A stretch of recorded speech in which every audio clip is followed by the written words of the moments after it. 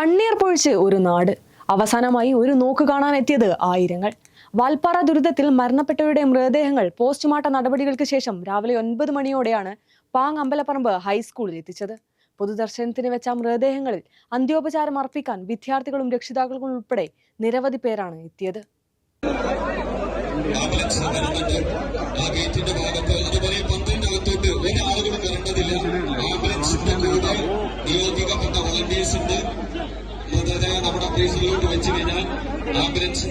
വാൽപ്പാറ ദുരന്തത്തിൽ മരണപ്പെട്ടവരുടെ മൃതദേഹങ്ങൾ പോസ്റ്റ്മോർട്ടം നടപടികൾക്ക് ശേഷം രാവിലെ 9 മണിയോടെയാണ് പാങ് അമ്പലപ്പറമ്പ് ഗവൺമെന്റ് ഹൈസ്കൂളിൽ എത്തിച്ചത്. ഇന്നലെ രാത്രി 9 മണിയോടെയാണ് പോസ്റ്റ്മോർട്ടം നടപടികൾ ആരംഭിച്ചത്.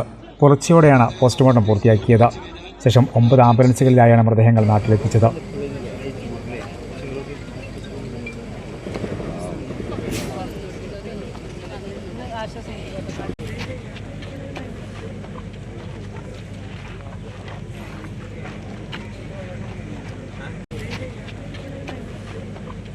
പൊതുദർശനത്തിന് വെച്ച മൃതദേഹത്തിൽ വിദ്യാർത്ഥികളാണ് ആദ്യമായി അന്തിമോപചാരം അർപ്പിക്കാനെത്തിയത്.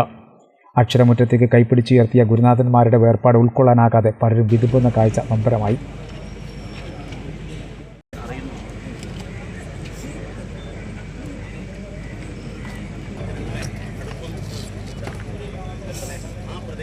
രക്ഷിതാക്കളും നാട്ടുകാരും ജനപ്രതിനിധികളും ഉൾപ്പെടെ ആയിരക്കണക്കിന് ആളുകളാണ് അവസാനമായി ഒരു നോക്ക് കാണാനെത്തിയത്.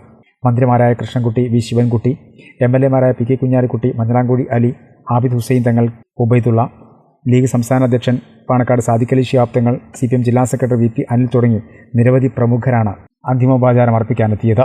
1 മണിക്കൂർ സമയമാണ് പൊതുദർശനത്തിന് അനുവദിച്ചെങ്കിലും ഏറെ സമയം നീണ്ടു. ആളുകളെ നിയന്ത്രിക്കാൻ പോലീസും വളണ്ടിയേഴ്സും നാട്ടുകാരും നന്നായി പാടുപെട്ടു.